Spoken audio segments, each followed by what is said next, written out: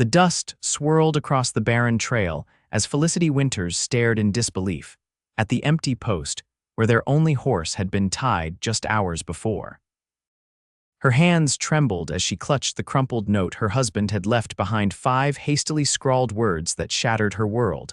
Found gold, going alone. Goodbye, Montana Territory, 1876. What had begun as a journey of hope had quickly descended into a nightmare. Felicity and her husband, Jacob, had left Missouri 3 weeks ago with dreams of starting anew in Helena. The promise of land and opportunity had seemed worth the hardship of the journey, but Jacob's obsession with striking it rich had grown with each passing day. Their arguments had become more frequent, more bitter, until this final betrayal. Felicity sank to her knees beside their small camp, the afternoon sun beating down mercilessly on her shoulders. Their wagon sat nearby, one wheel cracked beyond repair from hitting a rock 2 days earlier. Jacob had promised to ride to the nearest settlement for help, but instead he had abandoned her with their meager supplies, a broken wagon and no transportation. She was alone in the wilderness, miles from civilization. What am I supposed to do now? She whispered, her voice carried away by the wind. The vastness of the Montana landscape suddenly seemed overwhelming, threatening. 23 years old and alone in the wild, with no way forward and no way back. Felicity took stock of her supplies. Enough food for perhaps 3 days, a canteen half full of water, a small hunting knife, a woolen blanket, and her mother's silver locket. Not enough to survive long, certainly not enough to travel the 30 miles to Helena that Jacob had estimated remained in their journey. As the sun began its descent toward the western mountains, Felicity built a small fire, rationing the kindling they had collected. She huddled beside it, wrapped in her blanket despite the summer heat, trying to ward off the chill of fear that had settled deep in her bones. The stars emerged, brilliant and uncaring, as Felicity contemplated her options. She could wait, hoping another traveler would pass. She could try walking toward Helena, though without a clear trail, she risked becoming hopelessly lost. Or she could attempt to return to the last trading post they had passed, nearly 20 miles back. None of these choices promised survival.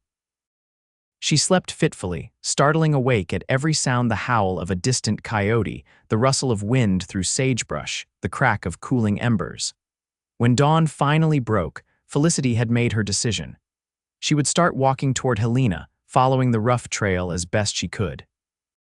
After packing what she could carry and securing the rest in the wagon, Felicity took one last look at what was to have been their new beginning. Then she turned east and began walking, the rising sun at her back. By midday, the heat had become unbearable. Felicity's throat was parched, her lips cracked. She rationed her water carefully, taking only small sips when the thirst became too much to bear. Her boots, not made for such extensive walking, had begun to rub blisters on her heels. Each step became more painful than the last. The landscape offered little comfort: endless rolling hills covered in dry grass and sagebrush, occasional outcroppings of rock that provided minimal shade. Felicity paused beneath one such formation, closing her eyes against the glare and the despair that threatened to overwhelm her. It was then that she heard the distant rhythm of hoofbeats. At first, Felicity thought her mind was playing tricks, conjuring sounds born of desperate hope. But the beats grew steadier, closer. She scrambled to her feet, ignoring the pain, and squinted into the distance. A figure on horseback appeared on the horizon, silhouetted against the bright sky. Not just one horse, she realized as the rider drew nearer, but 2, the second animal tethered and following behind. Felicity's heart raced. This could be salvation, or it could be danger. Alone and vulnerable, she knew the risks a strange man could pose. She gripped her small knife in her pocket, ready to defend herself if necessary. The rider slowed as he approached, clearly having spotted her. As he came into focus, Felicity saw a man perhaps a few years older than herself, his face partially shadowed by a wide-brimmed hat. He sat tall in the saddle, his posture relaxed but alert. "Madam," he called out, his voice carrying easily across the distance between them. "You look like you might be in some trouble." He drew his horses to a stop about 20 feet from where she stood, giving her space. The gesture wasn't lost on Felicity. He was being careful not to frighten her. "My wagon broke down 2 days back," she said, her voice raspy from thirst. "My husband," she faltered, the humiliation of Jacob's abandonment still raw. "My husband took our horse and left." The man studied her for a moment, then dismounted with fluid grace. Up close, Felicity could see he was tall and lean, with shoulders broadened by physical labor. His face was tanned from the sun, with lines at the corners of his eyes that deepened as he offered her a gentle smile. "Quinn Blackwood," he said, touching the brim of his hat. "Headed to Helena myself." He glanced around, taking in her solitary figure on the empty trail. "Don't reckon your husband's coming back anytime soon." Felicity shook her head, unable to speak around the lump in her throat. Quinn nodded, as if her response confirmed something he'd already guessed. Without another word, he reached into his saddlebag and produced a canteen, which he offered to her. "Drink," he said. "Not too fast, though." The water was cool and felt like heaven as it slid down her parched throat. Felicity had to force herself to sip slowly, to not gulp it all down at once. "Thank you," she managed when she'd had enough. Quinn nodded again, taking back the canteen. "Got a name, madam?" "Felicity Winters." She hesitated, then added, "Mrs. Felicity Winters." If her status as a married woman concerned him, Quinn didn't show it. "Well, Mrs. Winters, I can't in good conscience leave you out here alone. Helena's a fair distance yet, and this country ain't kind to folks on foot." He gestured to the second horse, a sturdy chestnut mare. "I'd be honored to offer you a ride to town, unless you'd prefer to wait for your husband's return." The barely perceptible arch of his eyebrow told Felicity he'd already drawn his own conclusions about the likelihood of that happening. "I would be grateful for your help, Mr. Blackwood," she said, deciding that accepting assistance from this stranger was a risk she had to take. Death from exposure or starvation seemed a far more certain fate than trusting the man before her. "Quinn's fine," he said, then gestured to the horses. "This here's Domino." He patted the black gelding he'd been riding, "and the lady is Penny. She's gentle as they come." He helped Felicity gather her meager belongings, his movements efficient but unhurried. When she swayed slightly from exhaustion, his hand shot out to steady her, the touch brief but firm. "When's the last time you ate, Mrs. Winters?" he asked, his voice carrying a note of concern. "Last night," she admitted. "Just a little jerky. I was trying to make it last." Quinn frowned.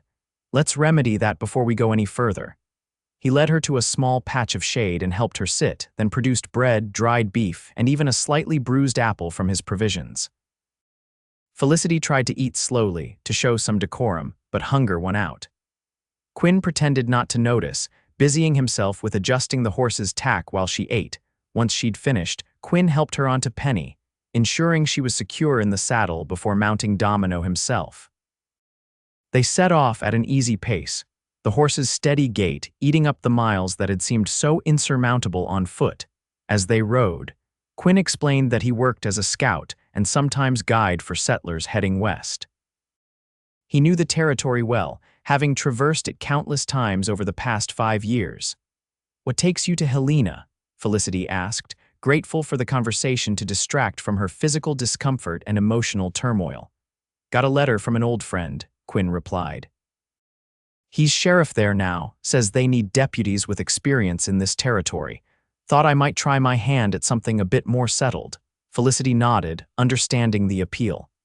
"Jacob and we were going to start a new life there. He's a carpenter." "Was a carpenter," she corrected herself, unsure now of anything she'd thought she knew about her husband. There was supposed to be work for him, building the new town. Quinn didn't press for details about what had gone wrong, and Felicity was grateful. They rode in companionable silence as the afternoon stretched on, the rhythm of the horses' hooves almost hypnotic. By evening, they had made good progress, covering ground that would have taken Felicity days on foot. Quinn led them to a small creek, where they made camp for the night. "We'll reach Helena by tomorrow afternoon," he told her as he efficiently built a fire. Felicity tried to help with the camp preparations, but her exhaustion was overwhelming. Quinn noticed her fumbling attempts to unroll her blanket and gently took it from her hands. "Rest," he said simply. "You've had a harder journey than most." She wanted to protest, to insist that she could pull her weight, but the kindness in his eyes undid her. Felicity sank down beside the fire, watching as Quinn tended to the horses and prepared a simple supper of beans and coffee. They ate quietly, the crackling of the fire and the soft nickering of the horses, the only sounds in the gathering darkness. Felicity found herself studying Quinn when he wasn't looking, the careful precision of his movements, the thoughtful set of his features, the gentleness with which he treated the animals. He was nothing like Jacob, whose restless energy and grand dreams had swept her off her feet back in Missouri. "You should get some sleep," Quinn said, breaking into her thoughts. "Dawn comes early out here." Felicity nodded, settling onto her blanket near the fire. Quinn positioned himself on the other side, a respectful distance between them. "Mr. Blackwood Quinn," she said, her voice soft in the darkness. "Thank you. I don't know what would have happened if you hadn't come along." She could just make out his smile in the firelight. "Get some rest, Mrs. Winters. Things often look different in the morning light." Felicity closed her eyes, and for the first time since finding Jacob's note, she slept without fear. Morning brought dew on the grass and a clarity to the air that seemed to promise new beginnings. Felicity awoke to find Quinn already up, coffee brewing over a rekindled fire. "Good morning," he greeted her, offering a tin cup of the strong, black brew. Felicity accepted it gratefully, the warmth seeping into her hands. "Good morning. I hope I didn't oversleep." Quinn shook his head. "No need to rush. The horses needed the rest as much as we did." They ate a quick breakfast, packed up camp, and were on the trail again before the sun had fully cleared the eastern hills.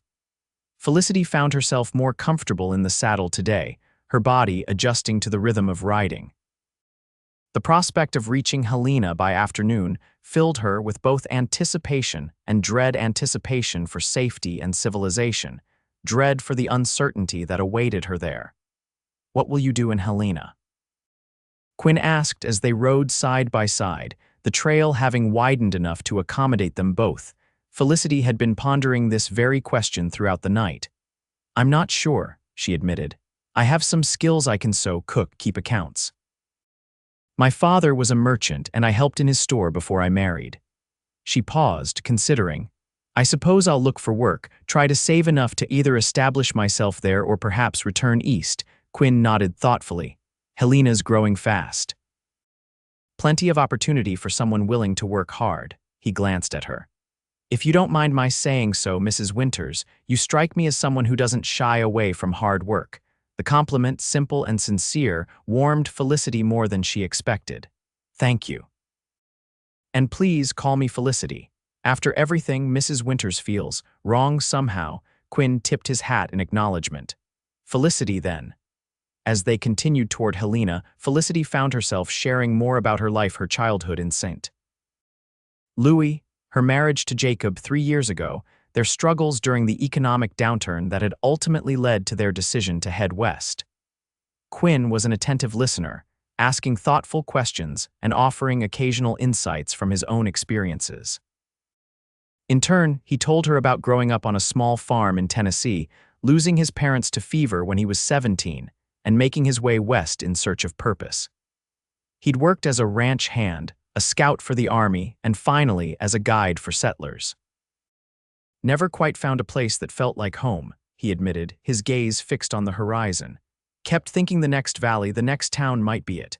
"And now Helena?" Felicity asked. Quinn shrugged, a half smile playing at his lips.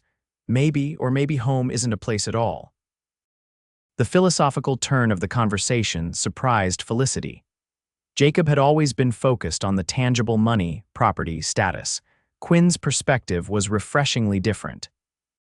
By early afternoon, they began to see signs of civilization, fenced lands, occasional distant farmhouses, and finally the smoke from chimneys rising above the tree line. Helena came into view as they crested a hill, the town sprawling across a valley, larger and more established than Felicity had imagined. "Last Chance Gulch," Quinn said, using the informal name for the settlement that had sprung up following gold discoveries in the gulch. "Not so much of a last chance anymore." Felicity took in the bustling scene below the main street lined with businesses, side streets filled with homes and boarding houses, the constant movement of people, horses, and wagons. After the isolation of the trail, it seemed overwhelming. Quinn seemed to sense her apprehension. "We'll find you a safe place to stay," he assured her. "The Hendersons run a respectable boarding house for women. Martha Henderson's a good woman, fair with her rates." They rode into town, drawing curious glances from passers-by. Felicity was acutely aware of her disheveled appearance, her dress dusty and wrinkled, her hair having escaped its pins, despite her best efforts to maintain some semblance of propriety. Quinn led them directly to a two-story building with a small, neat sign proclaiming it Henderson's Boarding House for Ladies. He helped Felicity dismount, her legs stiff from the long ride. "Wait here," he said, tethering the horses to a post. "I'll speak with Mrs. Henderson."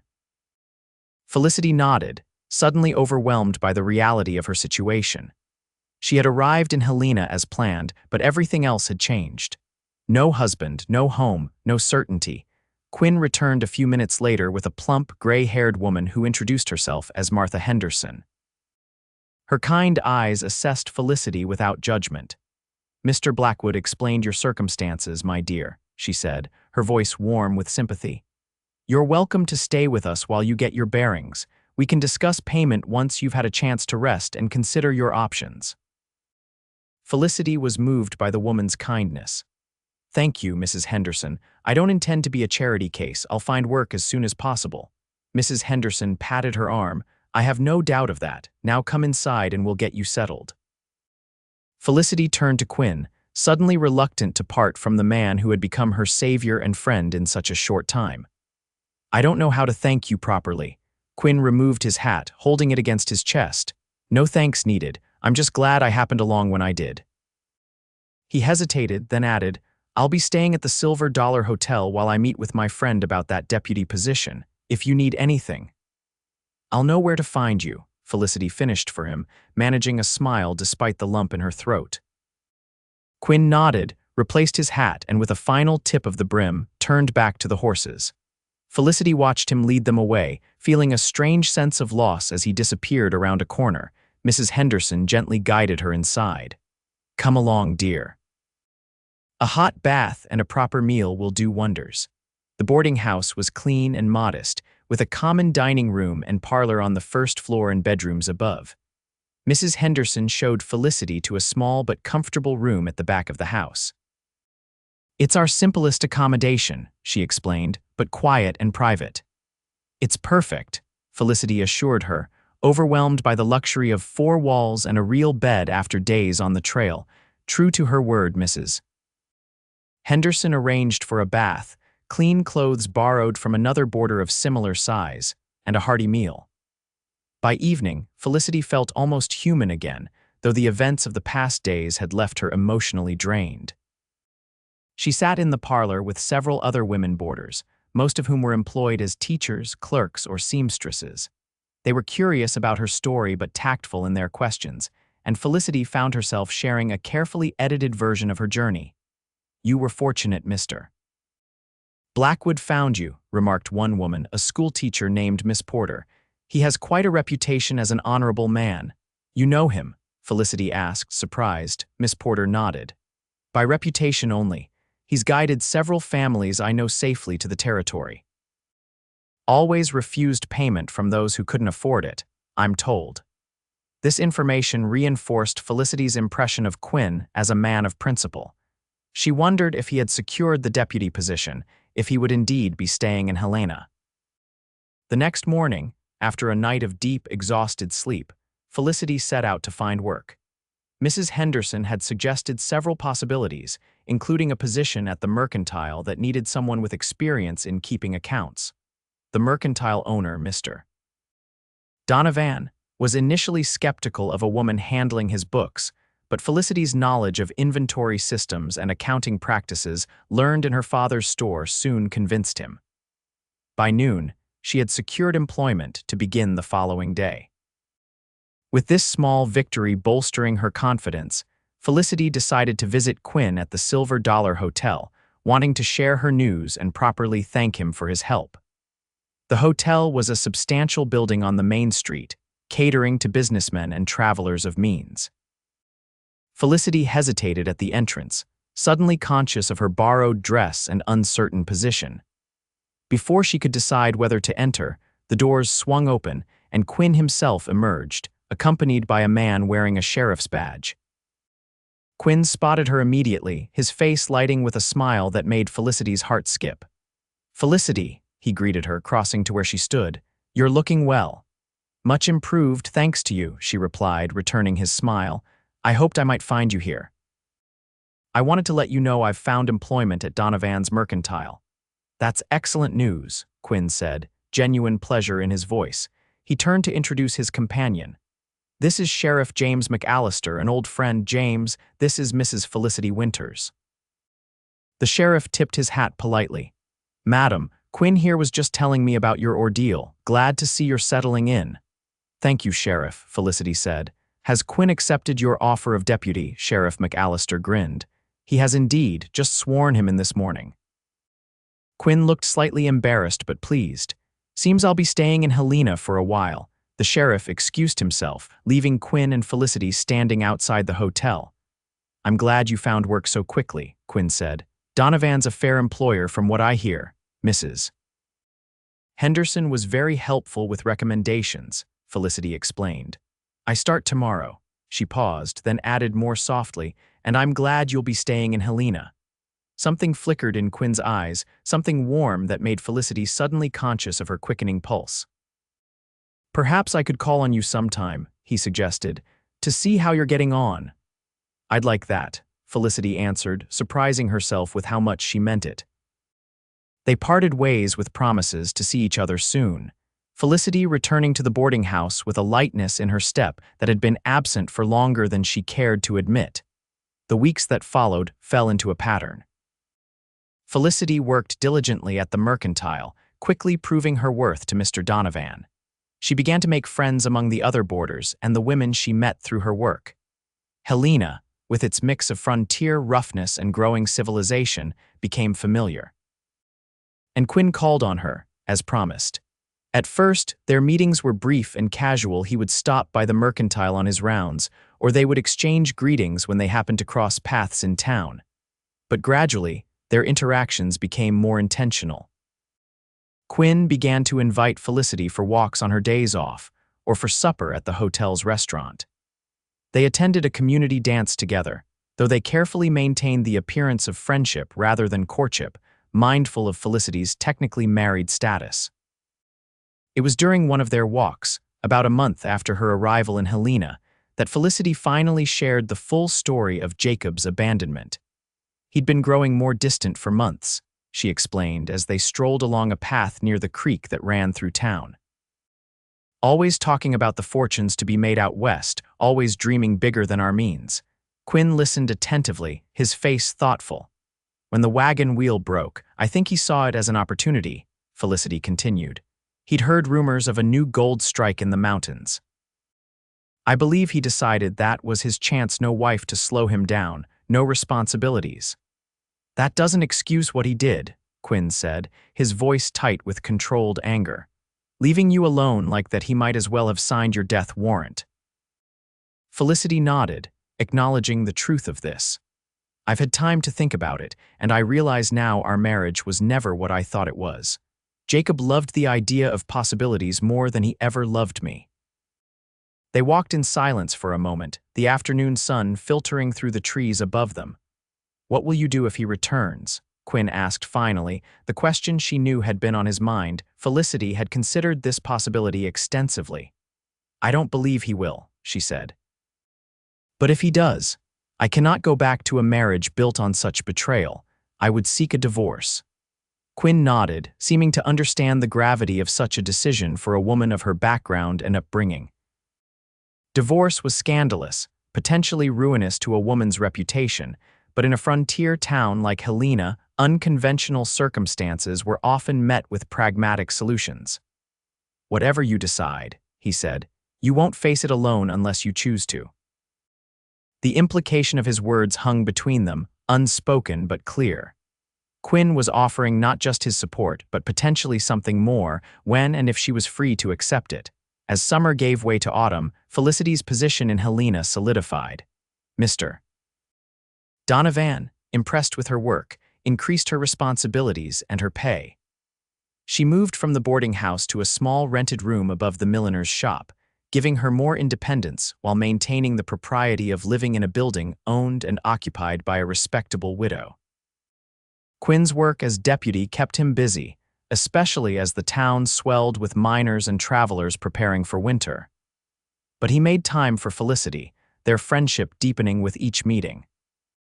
She learned about his dreams of someday having his own ranch, his love of literature that surprised many who knew him only as a frontiersman, his quiet faith that had sustained him through difficult times. In turn, she shared her own hopes to perhaps open a small shop of her own someday, to create a home that was truly hers, to find purpose beyond being someone's wife.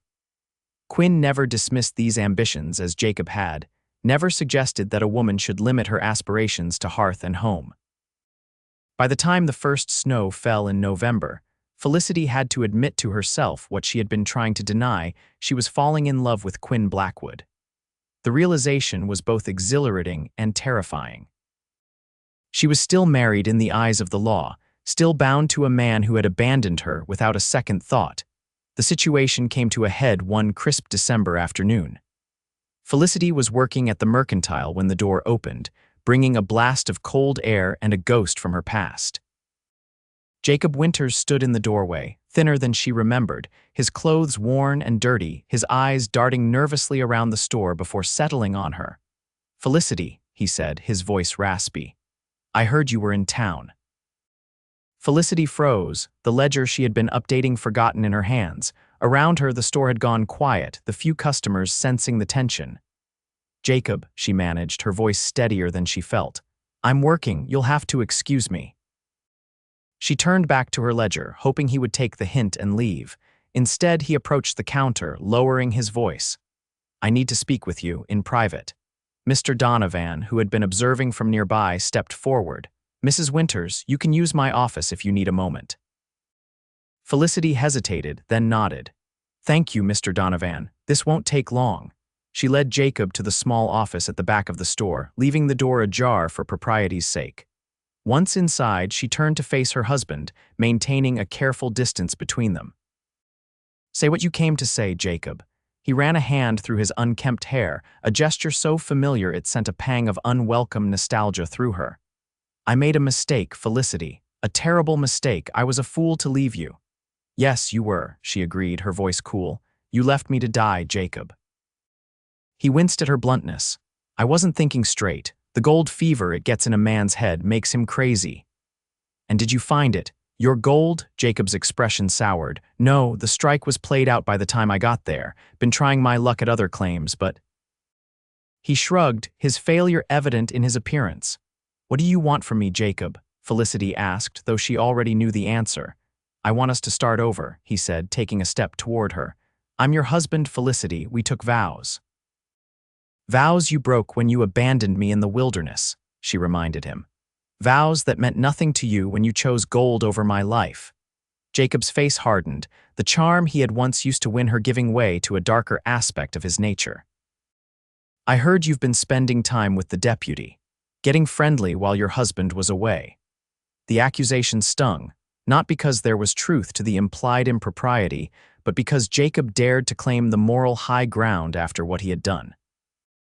"Deputy Blackwood saved my life after you left me to die," Felicity said, her voice low but intense. "He has been a friend when I needed one, nothing more. But even if there were more between us, you forfeited any right to judge me the moment you rode away with our only horse." Jacob's hand shot out, gripping her arm painfully. "You're my wife, Felicity. You belong with me." Before she could respond, a shadow darkened the doorway. Quinn stood there, his expression tightly controlled, but his eyes blazing with barely contained fury. "Everything all right in here, Mrs. Winters?" he asked, his gaze fixed on Jacob's hand where it gripped Felicity's arm. Jacob released her immediately, taking a step back. "This is a private conversation between a man and his wife, deputy." Quinn entered the room fully, his presence somehow making the small space seem even smaller. "Mr. Donovan asked me to check on Mrs. Winters. He was concerned about her welfare." His hand rested casually near his holstered gun, not a threat, but a reminder of his authority. I believe the lady was done with this conversation. Felicity found her voice. Yes, I am. Goodbye, Jacob. I have nothing more to say to you. Jacob looked from Felicity to Quinn, clearly weighing his options. Whatever he saw in Quinn's steady gaze must have convinced him that pushing further would be unwise. This isn't over, Felicity, he muttered as he brushed past Quinn toward the door. Yes, it is, she replied with finality. Once Jacob had gone, Quinn turned to Felicity, concern evident in his features. Are you all right? Did he hurt you? Felicity rubbed her arm where Jacob's fingers had dug in. I'm fine, just shaken. She looked up at Quinn, gratitude, and something deeper welling within her. Thank you for coming when you did. Quinn nodded, still watching her carefully. Mr. Donovan sent someone to find me when your husband showed up. He was worried about how upset you looked. The thoughtfulness of her employer touched Felicity. I should get back to work. Of course, Quinn said, stepping aside to let her pass. But Felicity, she paused, looking back at him. He might try to approach you again. I can arrange for someone to walk you home today if you'd like. The offer was tempting, but Felicity shook her head. Thank you, but I can't hide forever. I need to face him on my own terms. Quinn studied her for a moment, then nodded in understanding.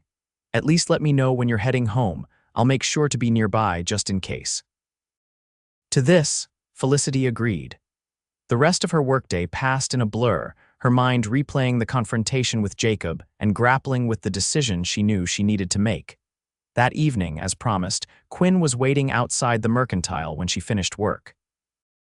They walked in companionable silence through the streets of Helena, now dusted with a light covering of snow that muffled their footsteps. I'm going to file for divorce, Felicity said as they neared her lodgings. I've been considering it for weeks, but seeing Jacob today made it clear. There's nothing left between us worth saving. Quinn didn't immediately respond, and when Felicity glanced at him, she found his expression unreadable in the gathering darkness. It won't be easy, he finally said. Divorces are complicated, especially when one party doesn't want it.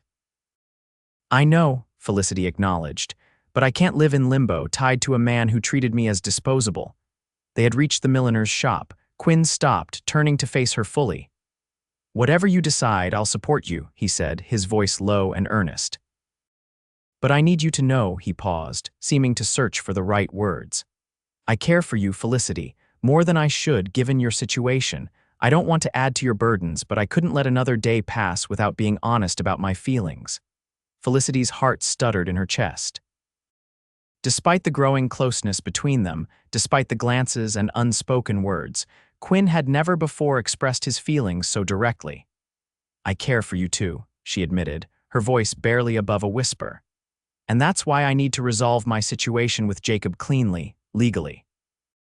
I won't begin something new while still tied to the past.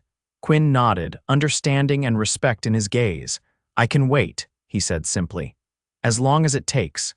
He tipped his hat and left her at her door, his tall figure receding into the snowy evening. Felicity watched him go, a mixture of hope and determination filling her heart. The following day, Felicity visited the territorial court to inquire about divorce proceedings. The clerk informed her that while divorce was possible on grounds of abandonment, she would need to provide evidence and potentially face a lengthy process, especially if Jacob contested it.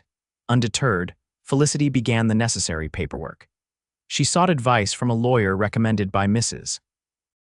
Henderson, using a portion of her carefully saved earnings to pay his fee. The lawyer, Mr. Harrison, was forthright about the challenges but encouraged by the clear-cut nature of Jacob's abandonment. Witnesses who can testify to finding you alone on the trail would be most helpful, he advised. And any documentation of your husband's departure, the note he left, perhaps. Felicity still had Jacob's crumpled note, carried as a reminder of how quickly life could change. She provided it to Mr. Harrison, along with the names of Quinn and Mrs. Henderson as potential witnesses. News of Felicity's divorce filing spread quickly through Helena's gossip networks. Some disapproved, viewing divorce as a moral failing regardless of circumstances. Others, particularly the women who had come to know Felicity, supported her decision. Quinn kept his distance publicly, careful not to fuel rumors that might complicate her case. but he made sure she knew he was there if needed, sometimes leaving small gifts, a book of poetry, a package of peppermint candies she had once mentioned enjoying with notes of encouragement. Jacob, meanwhile, vacillated between attempting to win Felicity back and threatening her with social ruin. He took to drinking heavily, his behavior becoming increasingly erratic. One night, he caused a disturbance outside her lodgings, shouting accusations and demands until Quinn and another deputy arrived to remove him. The incident only strengthened Felicity's resolve and provided additional evidence for her case. Mr. Harrison informed her that the judge was sympathetic to her situation, particularly given Jacob's behavior. Winter deepened, blanketing Helena in snow and turning the streets to muddy slush on warmer days. Christmas approached, bringing with it a festive atmosphere despite the harsh conditions. Felicity, who had feared the holiday would only emphasize her solitary state, found herself included in the community's celebrations. The Mercantile held a small party for its employees, Mrs.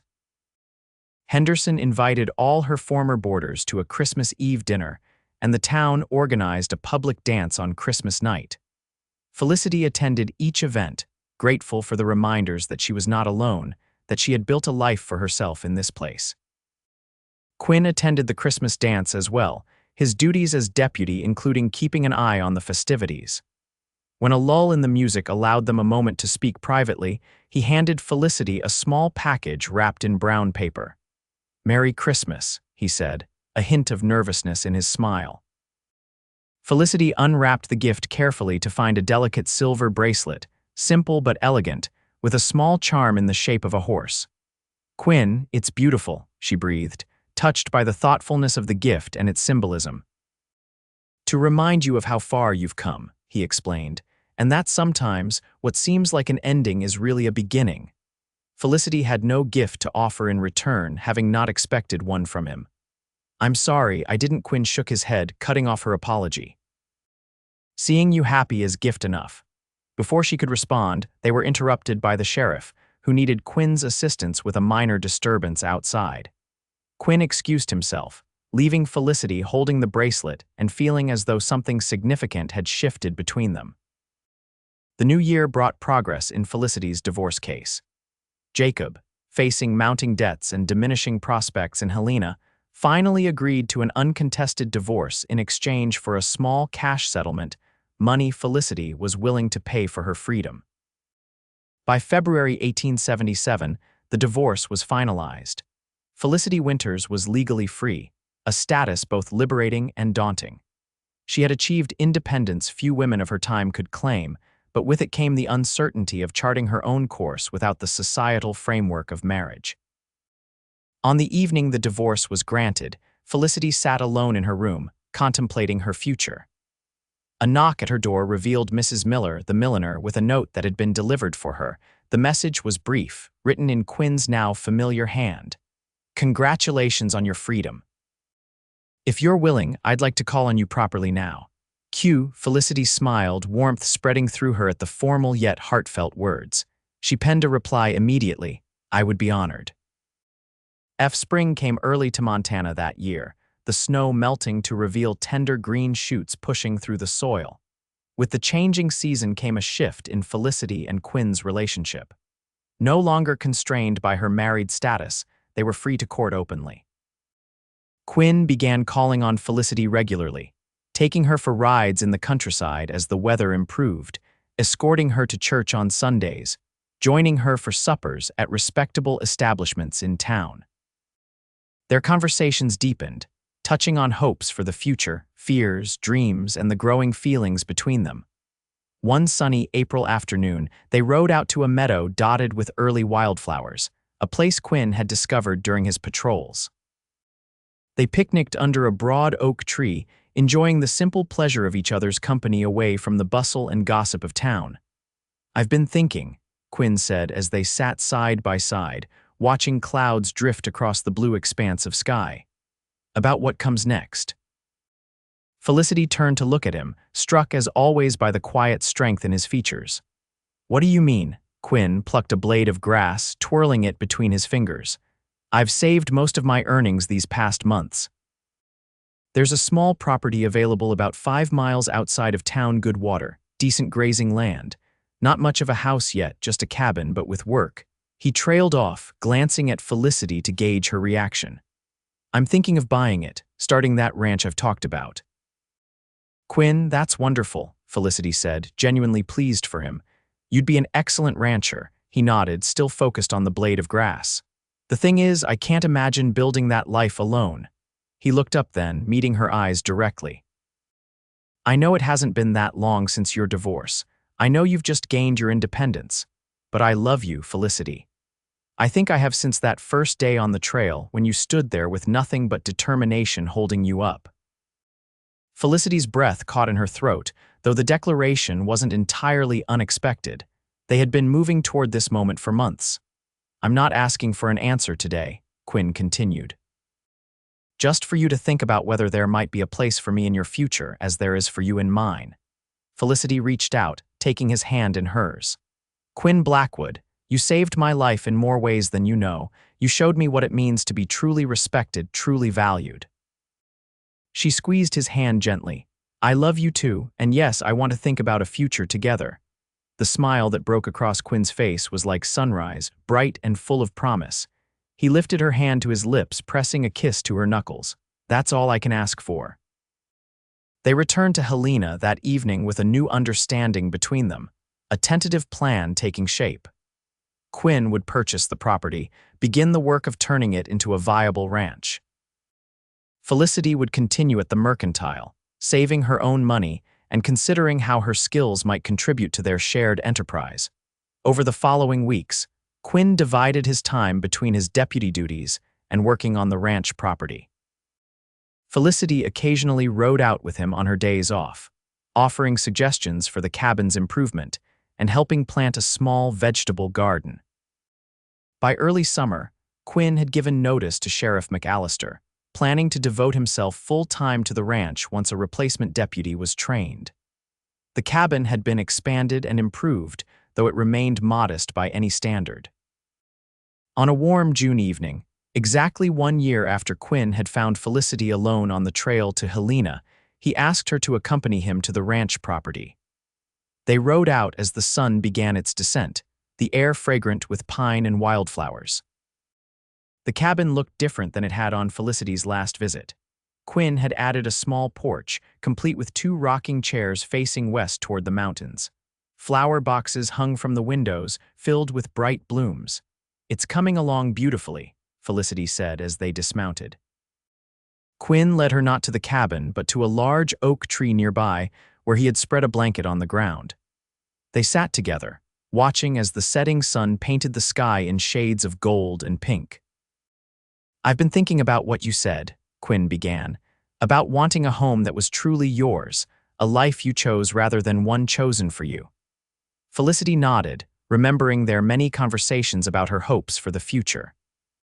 I want you to know, Quinn continued, that if you choose to share this place with me, it will be ours equally.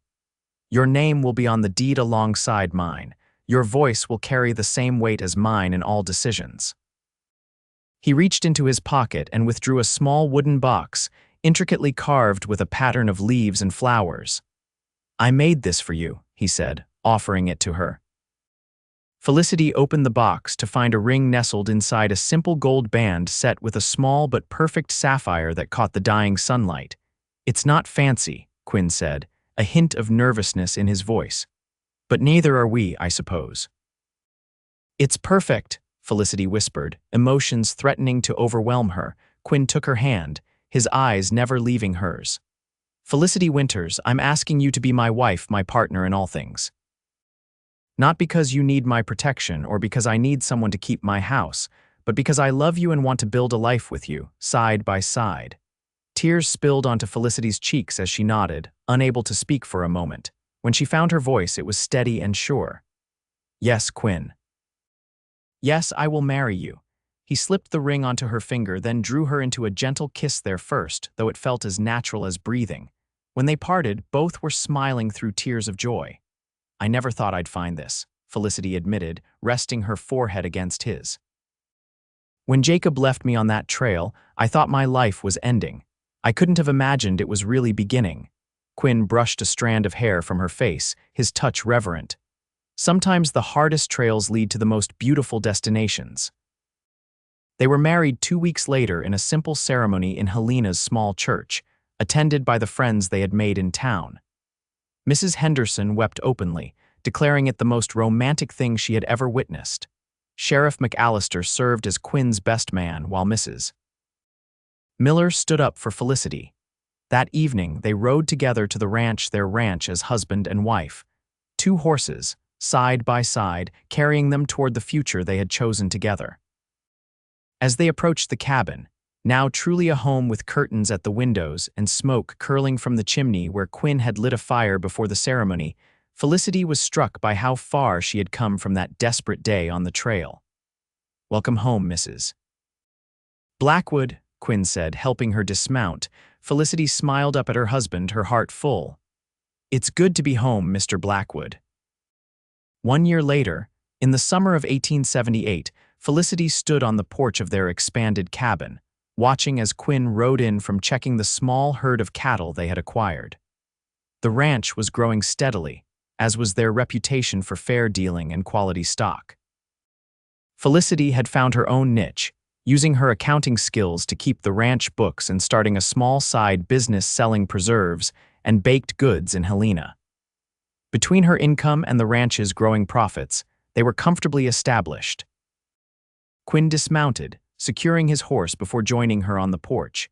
His face lit with a smile as he took in the sight of her, her hand resting protectively over the gentle swell of her belly. "How are my girls today?" he asked, placing his hand beside hers. "We're well," Felicity replied, leaning into his embrace. "Though your daughter has been practicing her riding skills on my ribs all afternoon." Quinn laughed, the sound still one of Felicity's favorite things in the world. "She'll be a natural in the saddle, just like her mother." Felicity raised an eyebrow at this. "I seem to recall needing quite a bit of help with my riding initially." "You were a quick study," Quinn countered, pressing a kiss to her forehead, "and the most determined woman I've ever met." They stood together in the golden light of late afternoon, contemplating the life they had built from the most unlikely of beginnings. "Do you ever think about it?" Felicity asked softly. "What might have happened if you hadn't come along that day?" Quinn was quiet for a moment, his arm tightening around her shoulders. "Sometimes," he admitted. "But then I remember something my father used to say, that God puts us on the trails we're meant to walk, and sometimes those trails cross exactly when they should." Felicity nodded, finding comfort in the sentiment. "I'm grateful every day that your trail crossed mine." As the sun dipped toward the horizon, painting the sky in the same brilliant colors as the day Quinn had proposed, they remained on the porch, 2 hearts that had found each other against all odds, 2 lives forever changed by a chance encounter on a dusty Montana trail. And as darkness fell and stars emerged above their home, Felicity thought about the strange twist of fate that had led her here, how a husband's betrayal had ultimately guided her to true love, how abandonment had opened the door to belonging, how the end of one journey had become the beginning of something far more precious. "I love you, Quinn Blackwood," she whispered, the words a promise and a prayer. "And I love you, Felicity Blackwood," he answered, his voice carrying all the certainty she had ever needed. Together they watched the first star appear, secure in the knowledge that whatever trails still lay ahead, they would walk them side by side, 2 horses, 2 hearts, one shared destiny.